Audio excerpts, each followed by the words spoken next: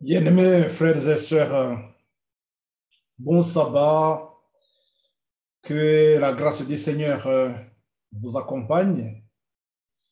Je vous salue, vous qui me suivez sur Facebook. C'est avec grande joie, bien sûr, de nous retrouver. Que la grâce du Seigneur continue à vous soutenir là où vous êtes aussi. Bon, je reviens encore pour faire la suite de notre étude concernant la fin de 2300 soirées matin, les deux groupes ou les deux catégories d'adorateurs. La fois passée, nous avons pu voir ce qui s'est passé au groupe qui n'était pas dans la lumière du Christ, donc qui n'était pas dans la justice du Christ, qui faisait, donc qui n'avait pas terminé les voies de la sanctification. Je pense que c'est beaucoup plus clair comme ça.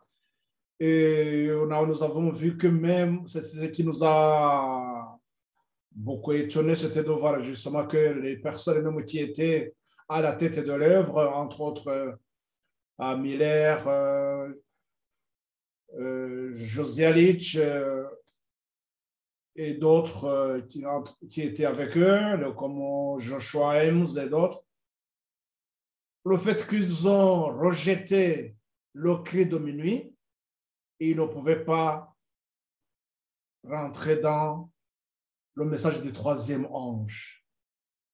Donc, on est encore dans le principe. Lorsqu'on accepte le message du premier, on peut accepter le message du deuxième. Et lorsqu'on accepte le message du deuxième aussi, on peut aller dans le message du troisième. Mais nous savons que ces trois étapes sont là pour écarter tout cela qui ne sont pas dans la parole de Dieu, qui risquerait de empêcher le progrès de l'évangile, ou bien terminer aussi cette ligne de réforme. Bon, avant de commencer avec donc, le groupe qui était uni avec Christ,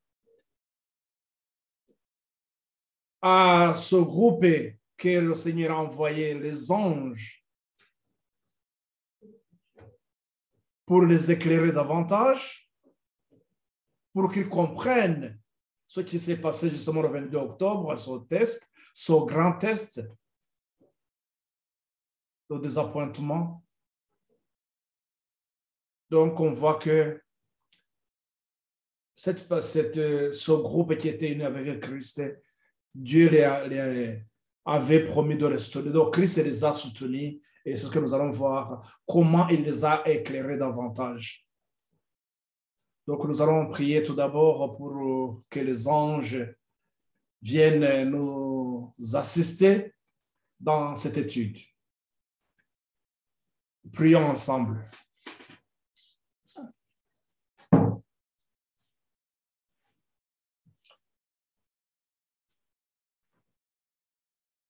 Béni soit ton nom, Père éternel. Nous voici encore une fois, Seigneur, devant ta sainte face pour te dire merci de tout ce que tu fais pour chacun de nous. Et nous te sommes infiniment reconnaissants, Père, même si nous ne pouvons pas l'exprimer par notre bouche. Mais toi, tu sonnes notre cœur. Tu nous connais plus que nous-mêmes. Nous t'en prions, Père, de nous accepter malgré notre indignité. Veuillez purifier notre cœur, Seigneur, afin que nous puissions rester unis avec les saints anges, que tes anges aussi qui sont déployés autour de chacun de nous ne soient pas irrités par notre vie, notre comportement, mais que nous soyons unis avec eux et à l'écoute des conseils, Seigneur, que tu nous transmets à travers tes anges. Seigneur, voilà que nous voulons continuer l'étude pour comprendre la façon dont, Seigneur, tu conduis ton peuple dans la lumière, la façon dont, Seigneur, tu as préparé un peuple qui va terminer l'œuvre, qui va annoncer le dernier avertissement, le message du troisième ange.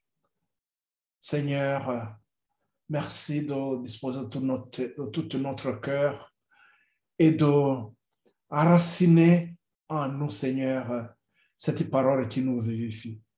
Merci, Seigneur, de nous affermir dans ta parole. Au-delà de nos entendements, Père, nous te remercions aussi de tout ce que tu pourvois pour le bien-être de chacun de nous, la façon dont tu nous enseignes. En particulier, Père, je remets dans tes mains ces âmes qui sont dans les coins même les plus reculés de ce monde, qui ont soif de ta parole, qui ont faim de ta parole. Christ soit Seigneur, nourri par toi. C'est toi seul qui peux combler leurs besoins. Merci Seigneur d'exaucer ma prière. Merci Seigneur de nous soutenir. Que tes anges soient déployés autour de chacun de nous. Honneur pour la gloire de notre Seigneur Jésus-Christ, nous t'en prions. Amen.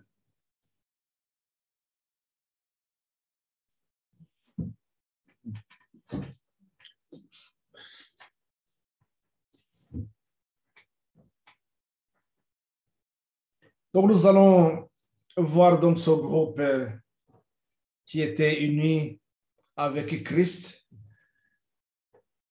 Nous allons toujours nous appuyer sur les citations qui nous expliquent justement ce qui s'est passé. Comme d'habitude, donc, je vais procéder par vous envoyer. D'abord, je vais partager les tableaux. Après, vous les aurez plus tard quand je vais mettre la vidéo en ligne. Bon,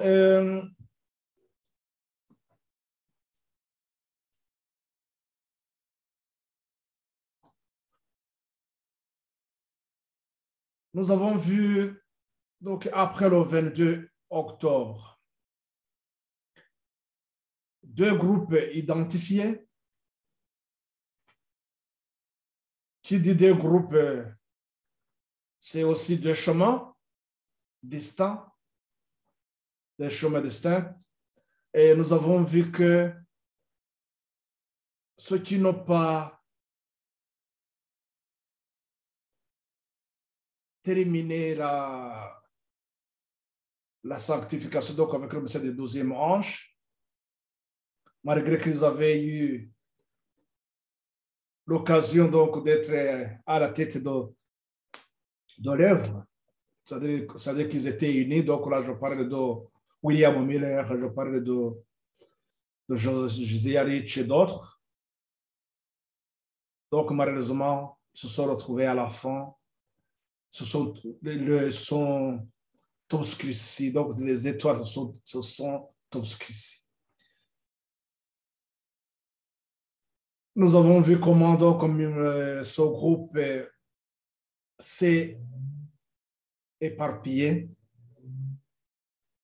Ils étaient dans la confusion du fait qu'ils ne pouvaient pas expliquer réellement que le 10e jour du 7e mois, qui arrivait à la fin donc de la période de 2300 soir et matin, que ce n'était pas une vérité présente, mais aussi, ils ne voulaient pas reconnaître la date du 22 octobre 1844. Donc, dans cette confusion, de même fait qu'il y a ceux qui voyaient réellement qu'il y a une vérité qui est là, il y a d'autres aussi qui cherchaient à trouver d'autres solutions parce qu'ils n'étaient pas justement en accord avec eux. Ils ne comprenaient pas le désappointement. Ils ne comprenaient pas pourquoi Jésus n'est pas revenu. Au lieu de sonder les Écritures pour trouver la lumière, donc le fait qu'ils étaient déjà déconnectés, et comme on avait vu qu'ils étaient là seulement, ils n'étaient pas vraiment unis avec Christ, leurs pensées n'étaient pas bien dirigées vers l'avènement du Christ. Ils avaient toujours des doutes. Voilà que c'est avec ces doutes-là qu'ils n'ont pas pu achever leur sanctification. Et nous dirons tout simplement que ils ont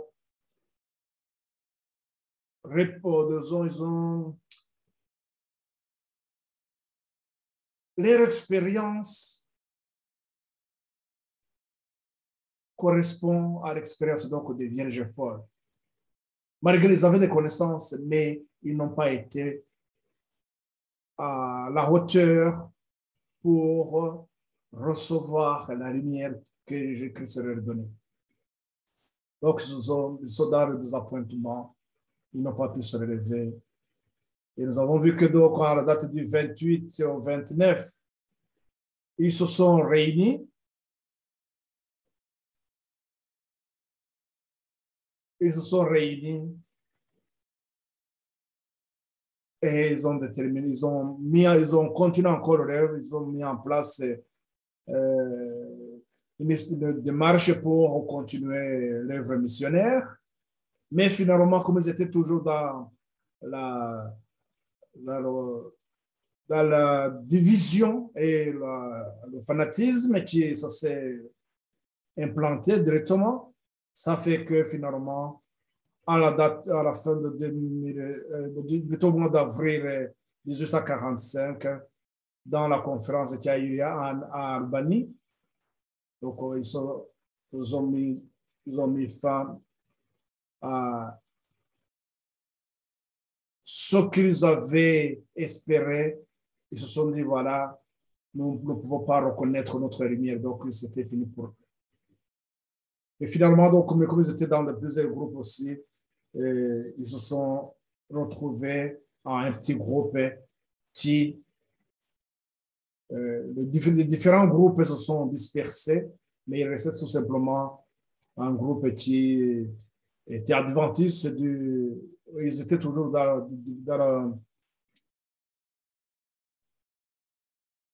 ils adoraient toujours le dimanche, parce qu'ils n'avaient pas encore eu la lumière sur le sabbat. C'est seulement ce groupe que nous allons voir qui a reçu la lumière, qui a pu continuer avec la lumière concernant le sabbat. Et c'est cette lumière, bien sûr, qui allait marquer le message du troisième ange. Donc, de même que nous avons vu avec le message du premier, il y a toujours le message du deuxième ange, nous avons eu l'arrivée du message, de l'ange plutôt, et l'arrivée du message aussi. Donc, nous devons comprendre qu'en 1844, le 22 octobre, donc c'était l'arrivée du troisième ange. Mais le message du troisième ange va commencer bien sûr plus tard. Donc, ce que nous sommes en train de voir, cette transition qui est entre l'arrivée du message du troisième ange et l'arrivée de l'ange, donc le désappointement au moment où la porte se fermait le 22 octobre 1844. Donc la lumière brille sur les fidèles désappointés. C'est ce que nous allons voir, donc, qui est ce groupe. C'est ce groupe-là qui était uni avec Christ. Donc, si vous voyez très bien ceux qui vont suivre la vidéo sur le Zoom, c'est que à la date du 22 octobre, et nous avons vu qu'il y a eu donc, des appointements parce qu'il n'avait pas eu la lumière justement sur le sanctuaire, il n'avait pas une bonne compréhension sur le jugement qui était attendu, tel que nous l'avons dans Daniel 7, au verset, si je me rappelle bien, ça doit être le verset 10. Donc, après, nous avons vu qu'il y avait le sabbat aussi, la lumière qu'ils allaient avoir sur le sabbat. Donc, nous pouvons dire tout simplement qu'à la fin de cette expérience des Millérites, il y avait cette lumière qui devrait comprendre, cette lumière qui allait aussi continuer avec le message du troisième ange.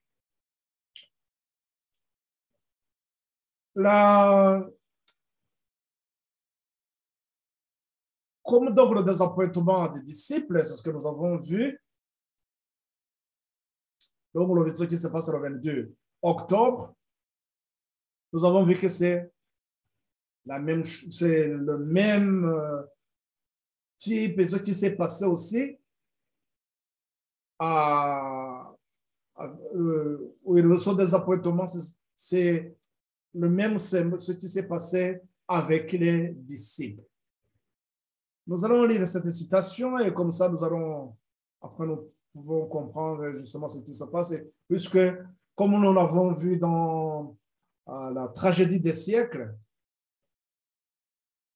au chapitre 19, nous avons vu que les lignes de réforme ont une similarité. Donc, il y a des points similaires et qui nous permettent de comprendre la ligne sur notre ligne de réforme. Donc, voilà que ici, nous avons cette ligne de réforme des Millérites. La ligne de réforme qui est aussi proche, c'était la ligne de réforme de Jésus avec donc la ligne Jean-Baptiste et Jésus. Et là, nous avons donc cette histoire des Millérites. Et c'est pour cela que nous allons voir les éléments qui se sont avérés donc dans le message, dans cette ligne de réforme donc de Christ, et qui vont se répéter dans la ligne de réforme de Millérite.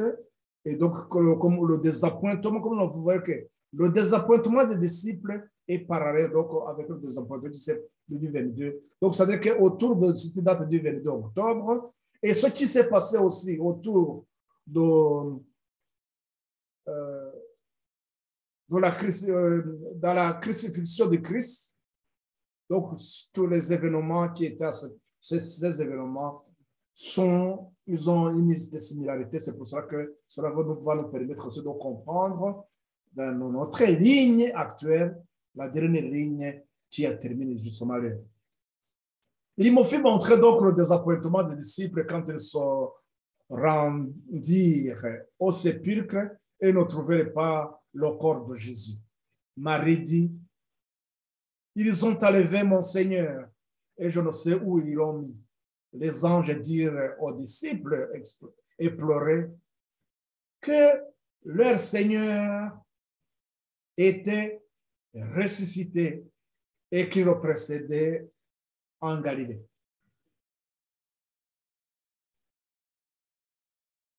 Je voudrais souligner quelque chose. Les pharisiens et les sadducéens avaient toujours les disputes ils discutaient sur la résurrection. Mais dans leur pensée,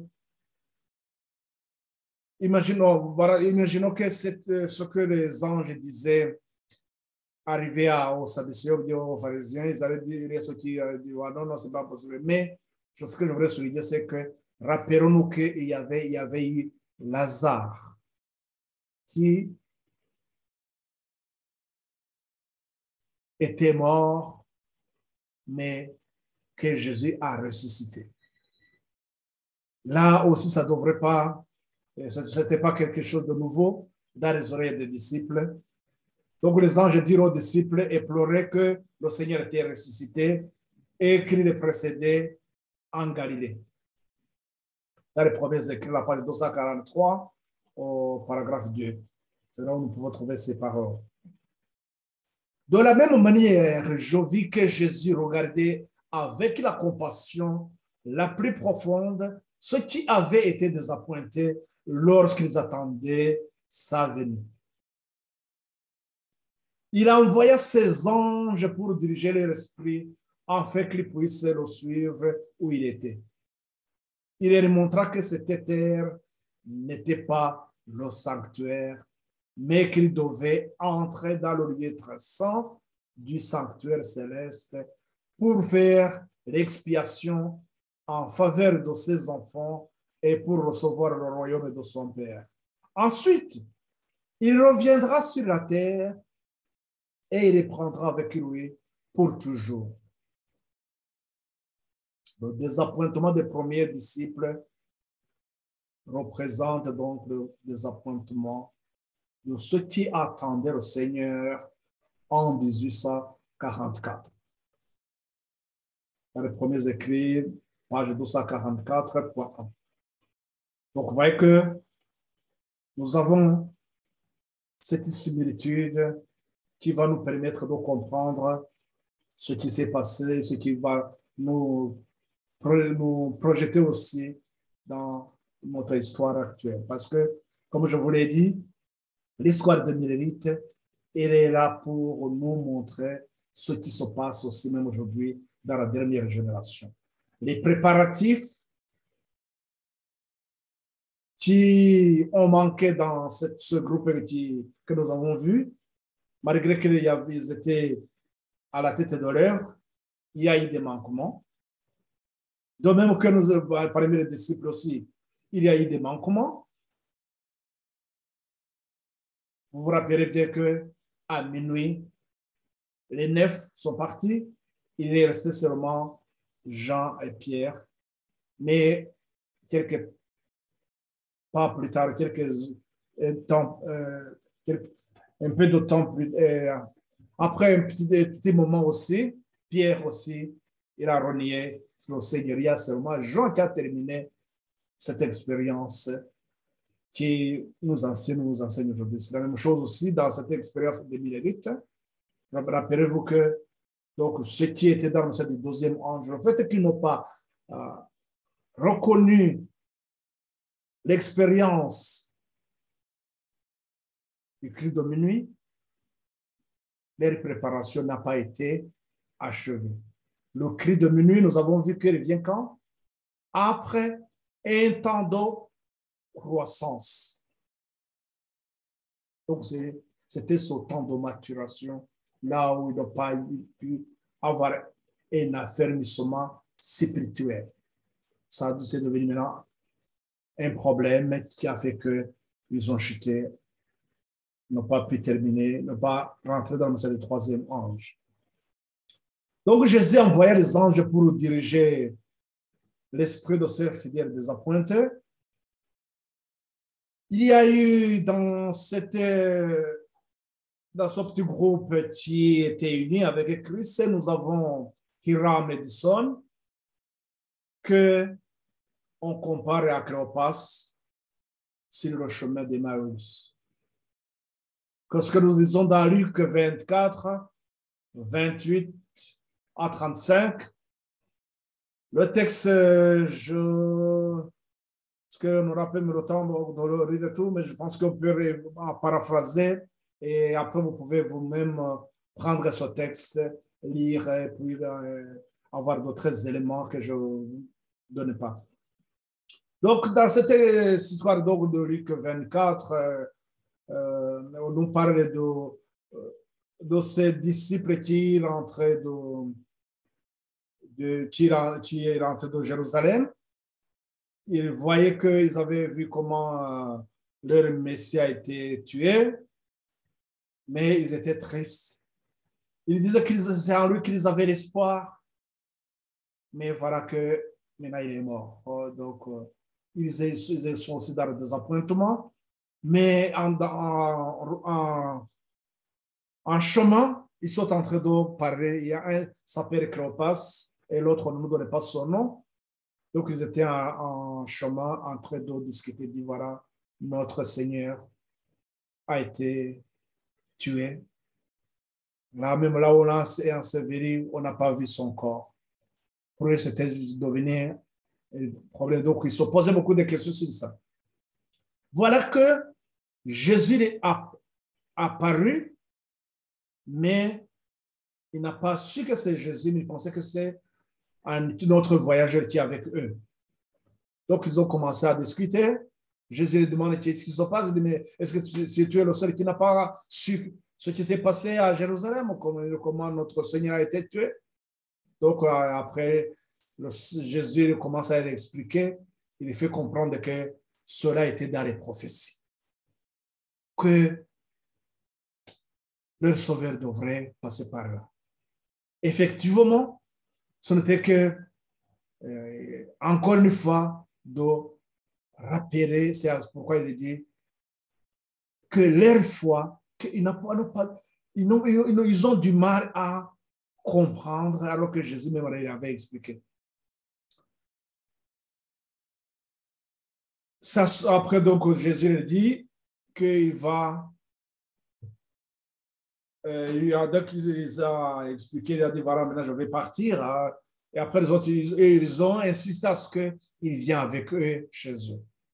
Jésus a accepté d'arriver chez eux. Il a pris le pain, il a prié, donc il a pris le pain. Et quand il l'a donné, ils ont ouvert les yeux. Et ils ont su que c'est Jésus avec qui ils sont en train de parler. Alors, après, donc, on dit que Jésus est parti, mais il les a dit d'aller dire aux disciples ce qui s'est passé. Donc, ils sont partis vite pour aller annoncer la bonne nouvelle aussi aux disciples que Jésus réellement, qu'ils ont rencontré Jésus et qu'il va rencontrer en Galilée. Donc, ça, donc, c'était Hiram Edison, qu'on peut comparer aussi justement à cette histoire de Cléopas, c'est que après le désappointement, il ne savait pas quoi faire. Il se posait beaucoup de questions. Qu'est-ce qui s'est passé? Au moment où ils se trouvaient, et donc ils ont fait la prière du matin avec le groupe qui était avec lui. Mais il y avait d'autres groupes aussi sur d'autres villages à côté. Mais en tant que quelqu'un aussi qui, parmi les dirigeants qui étaient responsables, donc il dit voilà, il faudrait quand même que j'aille voir ce qui se passe avec dans ces groupes et réconforter. Donc là, après, il est parti avec un compagnon à lui aussi, mais qu'on ne nous donne pas le nom. Voilà que aussi sur le chemin d'Emmaüs, nous avons écrit au passé, mais on n'a pas un autre nom. Là aussi, nous avons Hiram Edison, un autre qu'on ne nous donne pas le nom. Et nous on dit que lorsqu'ils traversaient, ils ont essayé de prendre un raccourci, ils ont traversé un champ de maïs. C'est au moment où il était dans le champ, donc il se posait toujours la question. Il se dit, mais qu'est-ce qui s'est passé? Donc, la réflexion, donc, ils sont dans la demande, ils se posent beaucoup de questions. Qu'est-ce qui s'est passé? Ils ont besoin de beaucoup plus de lumière.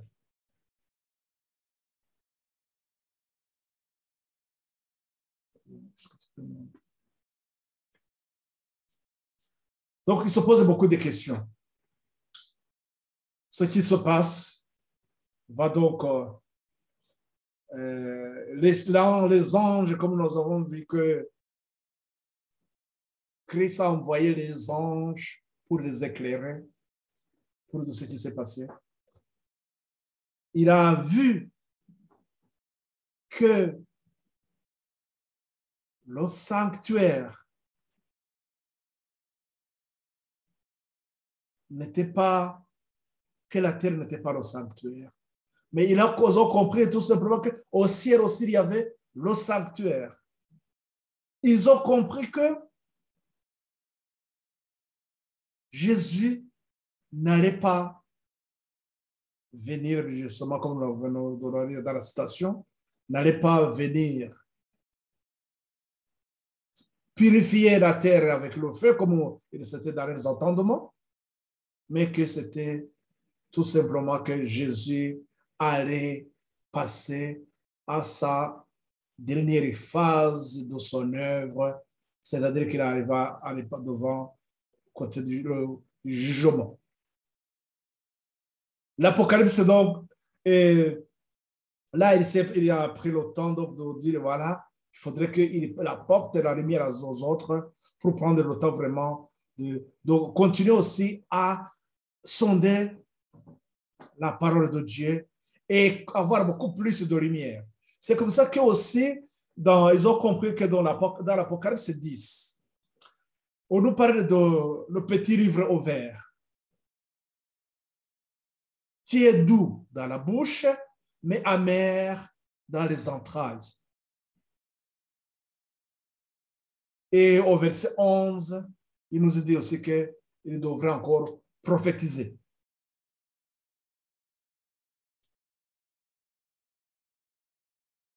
Ils ont compris exactement ce qui s'est passé, que ce désappointement avait été annoncé en avance. Donc, c'est là pour l'Apocalypse 10, cette amertume était ce désappointement, ce découragement, cette déception qu'ils avaient rencontrée.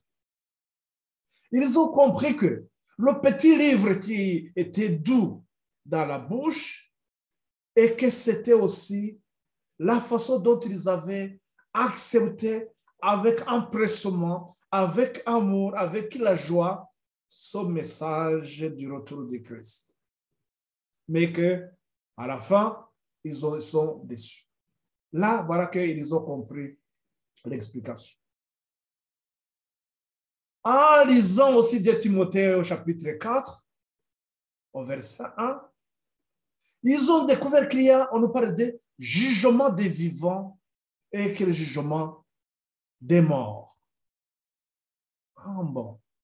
Là, donc, une autre notion aussi va traverser l'esprit. Ils vont dire, bon, donc, il y a un jugement des vivants et un jugement des morts. Donc, ça, ce n'est pas le même jugement qu'ils attendaient donc nos sentences. Non.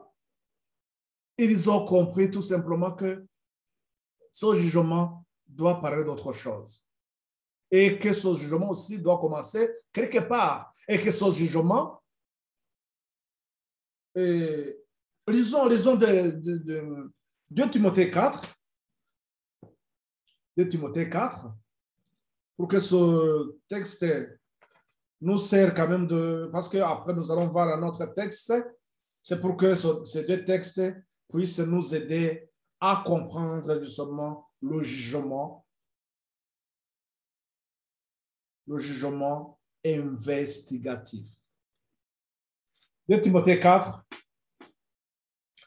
Et Paul s'adresse à Timothée en ces termes, il dit, « Je t'en conjure devant Dieu et devant Jésus-Christ, qui doit juger les vivants et les morts, et au nom de son avènement et de son royaume, prêche la parole, insiste à toute occasion favorable au nom, reprend, censure, exhorte avec toute douceur en instruisant. » Ce que nous sommes en train de voir justement, c'est tout simplement la ligne que je voudrais souligner, le point que je souligne, c'est ce jugement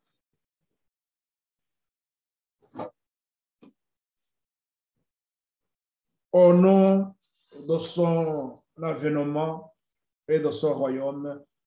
Jésus va juger les vivants et les morts.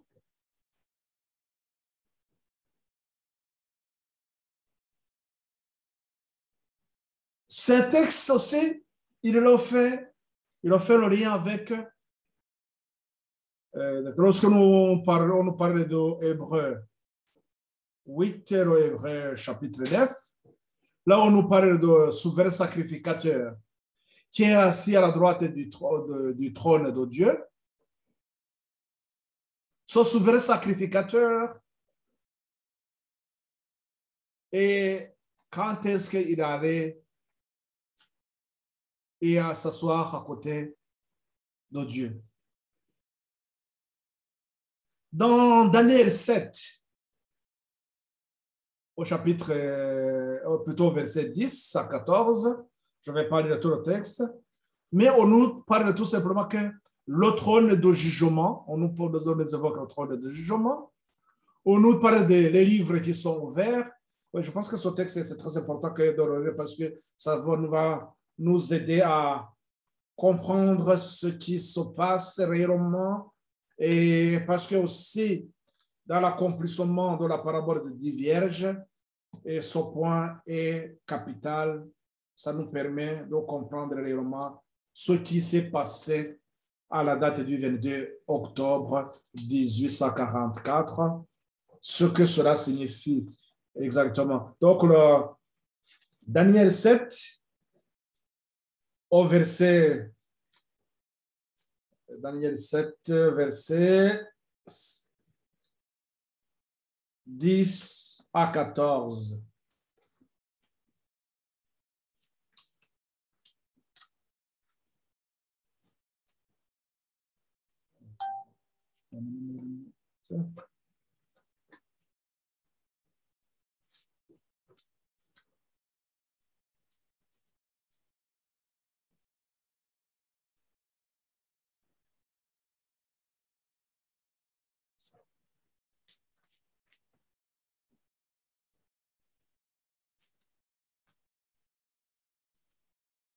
Donc Daniel 7, au verset 14. Excusez un peu, je dois utiliser, mais net, puisque je ne vois pas bien clair. Voilà. Nous allons lire ensemble donc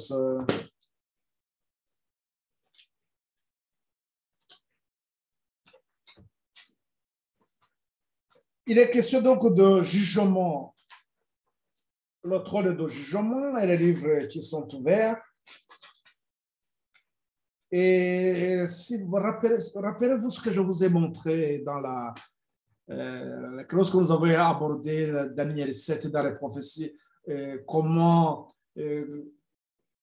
les événements allaient se poursuivre. Je crois que je vous avais bien indiqué à quel moment ce jugement aussi arrive, et ça va nous permettre de bien comprendre donc ce qui se passe. Et nous allons commencer par le verset 9. Au verset 9, il dit: je regardais pendant que l'on plaçait des trônes, et l'ancien des jours s'assit. Son vêtement était blanc comme la neige, et les cheveux de sa tête étaient comme de la laine pure. Son trône était comme des flammes de feu, et les roues comme un feu ardent. Un fleuve de feu coulait et sortait de devant lui. 1000 milliers le servaient, et 10 000 millions se tenaient en sa présence. Et on nous dit: les juges s'assirent, et les livres furent ouverts. Je regardais alors, à cause des paroles arrogantes que prononçait la corne, et tandis que je regardais, l'animal fut tué et son corps fut détruit, livré au feu pour être brûlé. Les autres animaux furent dépouillés de leur puissance, mais une prolongation de vie leur fut accordée pour un certain temps. Je regardais pendant mes visions nocturnes, et voici sur les nuées des cieux arriva quelqu'un de semblable à un fils de l'homme. Il s'avança vers l'ancien des jours, et lui fit approcher de lui. en lui donnant la domination, la gloire et le règne à tous les peuples, les nations et les hommes de toutes les langues le servir. Sa domination est une domination éternelle qui ne passera point et son règne ne sera jamais détruit.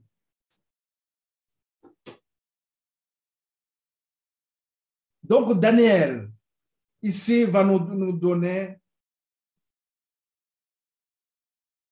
l'explication par rapport à ce jugement que Christ va rendre lorsqu'il reviendra. Mais on voit qu'avant de revenir, comme nous avons vu dans 2 Timothée 4 pour le jugement des vivants et des morts, au son de la trompette, avant de revenir, voilà ce qui se passe, c'est que d'abord, il doit recevoir la domination, la gloire et le règne. Il va recevoir ça où? Auprès des anciens des jours. Les anciens des jours, on ne parle de Dieu. Donc, ce que nous avons vu donc, au verset 9, on nous parle de la trône et celui qui doit s'asseoir à la droite du trône de Dieu, comme nous l'avons dans Hébreu. Lorsque vous prenez Hébreu 8 et 9, vous voyez le souverain sacrificateur qui est donc Christ, qui s'assoit à la droite du Père. Voilà que c'était ça à ce moment-là qu'il devrait commencer son ministère. Donc, il commençait cette dernière phase et donc le jugement. Donc là, il s'agit tout, comme les livres sont ouverts, là, il s'agit tout simplement d'un jugement investigatif ou bien l'instruction du jugement. Dans la tribunal de ce monde, vous savez qu'il y a un juge d'instruction. C'est lui qui va prendre le dossier et puis pour trouver les preuves. Donc, tout ça, ça demande un travail avant qu'il y ait le jugement final. Donc, nous comprenons tout simplement que à partir de 1844, Christ, ce qu'il a fait, il devrait aller recevoir donc, le jugement, plutôt de recevoir sa gloire, son trône, pour commencer aussi le jugement. C'est pourquoi dans Matthieu 25, la parabole de 10 vierges,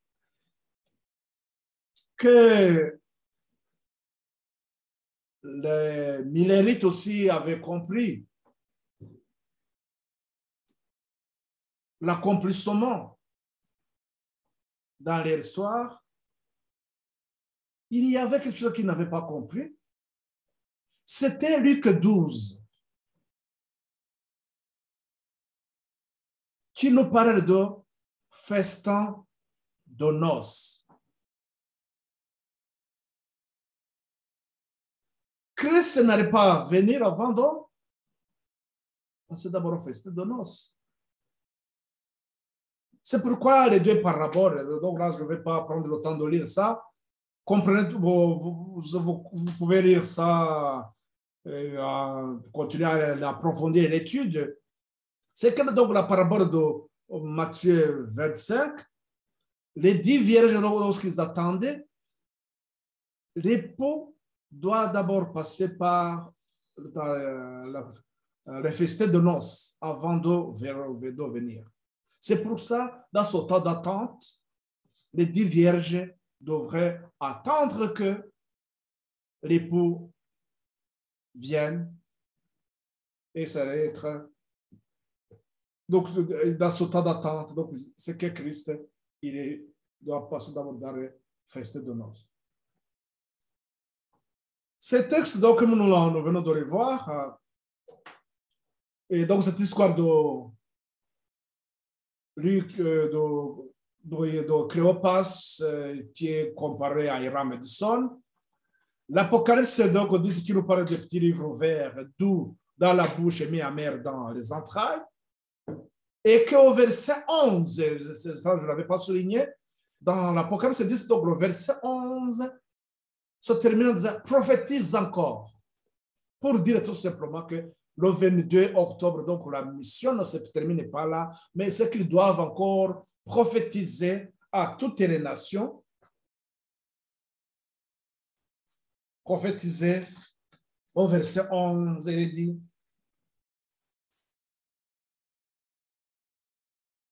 il dit aussi, puis on me dit, il faut que tu prophétises de nouveau sur beaucoup de peuples, de nations, de langues et de rois. Pour montrer tout simplement que l'œuvre continue. Ce n'est pas terminé le 22. Rappelez-vous que cette ligne de réforme, donc Dieu était en train de préparer un peuple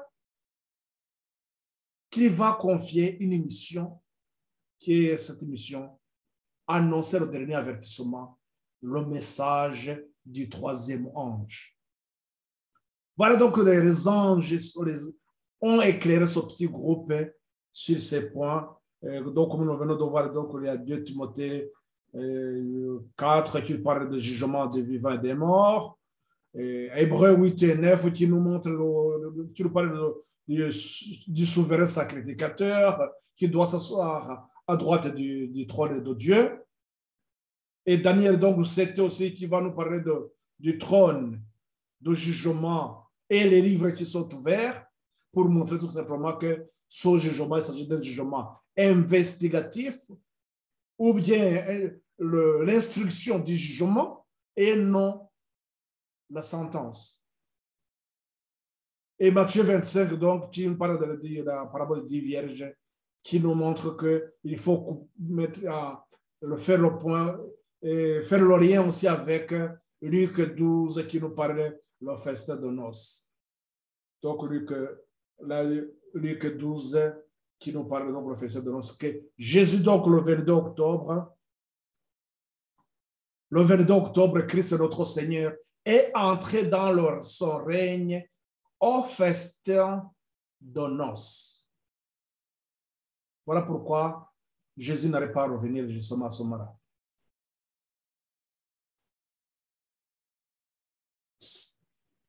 Nous pourrons voir aussi dans les premiers écrits, à la page 13, et on nous parle de la première vision de la servante du Seigneur.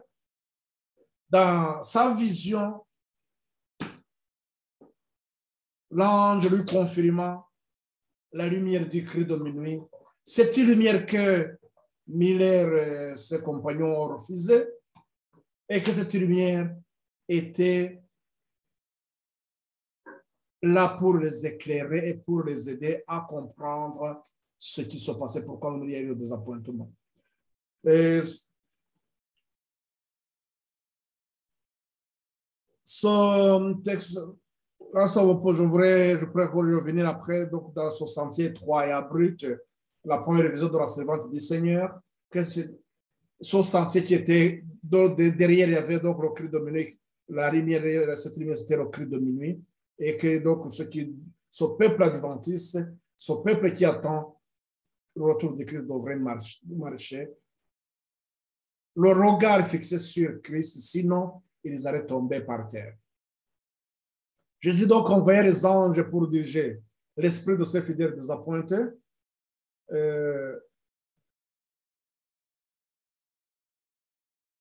Comme nous avons donc Grand Médisson ne croit pas sur le chemin donc de noces.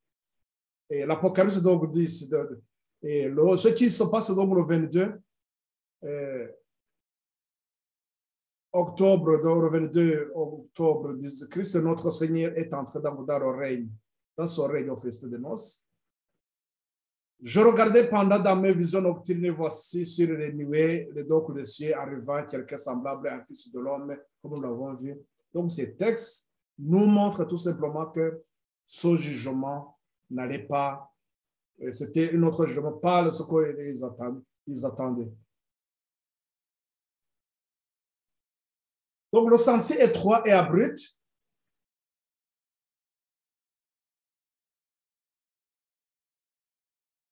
Donc, la première vision de la servante du Seigneur qui va confirmer le cri de minuit. Je vis un sentier abrupt et étroit, bien au-dessus de ce monde. C'est là que les adventistes s'avançaient vers la sainte cité. Derrière eux, au début du sentier, il y avait une brillante lumière que l'ange maudit être le cri de minuit. Cette lumière éclairait le sentier dans toute sa longueur pour que leurs pieds ne s'achoppent pas. Jésus marchait à leur tête pour les guider et tant qu'ils fixaient les regards sur lui, ils étaient en sécurité.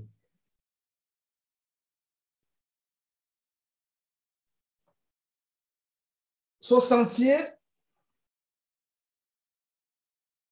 Dieu voulait encore confirmer ou bien appuyer, affermir la foi de son peuple, ce petit groupe qui vient de comprendre, qui vient d'avoir la lumière sur le sanctuaire et sur le jugement, et ils allaient aussi avoir la lumière sur le sabbat, mais que cela s'est passé 2 ans plus tard, en 1846.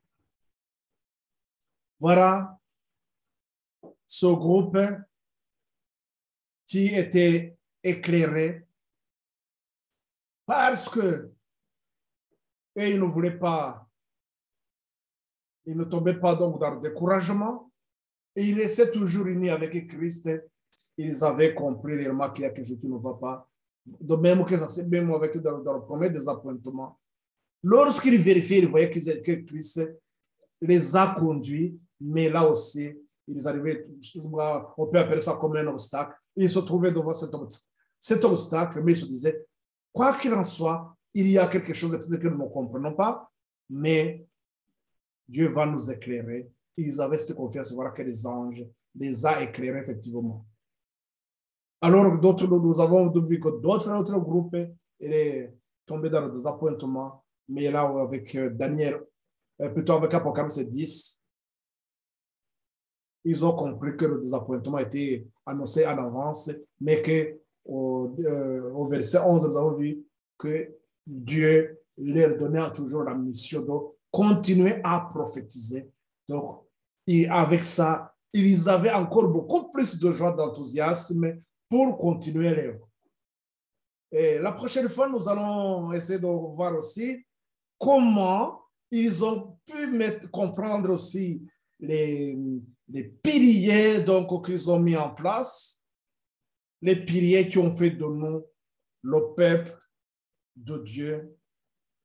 Ces piliers qui doivent rester inébranlables afin de pouvoir aussi continuer notre préparation jusqu'à la fin. Et cela va nous permettre de comprendre justement ce qui se passe avec la dernière église de Laodicée, les difficultés dans lesquelles cette église se trouve et la réponse que Dieu demande pour que elle puisse, pour que ces enfants puissent terminer leur voie de la sanctification et annoncer le dernier message, le dernier avertissement, l'avertissement final tel que nous l'avons dans Tragédie des siècles, au chapitre 38. Mettre les gens en garde contre la bête et son image. Donc, l'Odyssée ne pouvait pas faire cette œuvre puisque elle était tombée si bas qu'elle n'avait plus de lumière pour pouvoir continuer l'œuvre. Nous y reviendrons et c'est comme ça que nous pourrons comprendre pourquoi Dieu a suscité ou bien suscite une deuxième génération qui doit terminer l'œuvre.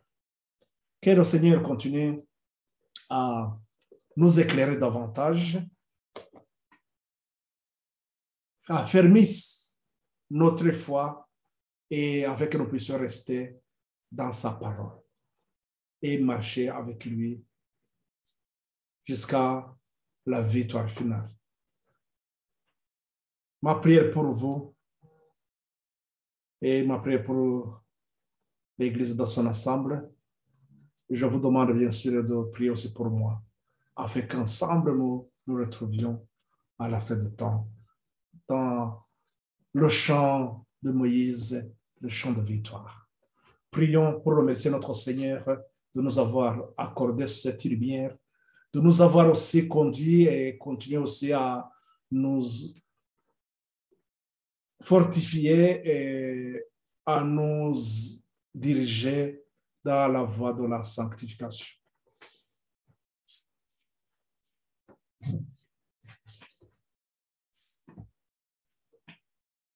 Père éternel, merci Seigneur de ce moment, de cet enseignement, de cette lumière que tu nous donnes. Nous comprenons combien Seigneur, lorsque nous gardons toujours les promesses que tu nous donnes et lorsque nous avons enraciné notre foi sur ta parole, tes anges aussi sont unis avec nous et ils viennent nous éclairer. Tu les envoies, Seigneur, merci. Je voudrais en ce moment, Père, demander, vous remercier aussi, tout d'abord cette lumière que tu accordes à tes enfants là où ils sont dans les coins les plus reculés. Toi, seul qui dispose de tout notre cœur, merci Seigneur de nous purifier, de nous sanctifier, de nous consacrer à porter le flambeau dans les coins les plus reculés, Seigneur. Merci de nous affermir dans la foi, l'affermissement intellectuel et spirituel. Seigneur. Merci de conduire ton Église aussi dans la sainteté. Merci de nous aider à terminer notre sanctification. Au nom et pour la gloire de notre Seigneur Jésus-Christ, nous t'en prions. Amen.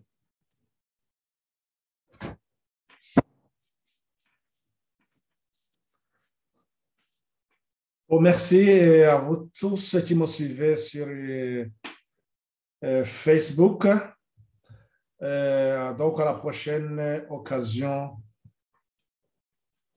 que le Seigneur continue à vous accompagner en toutes choses.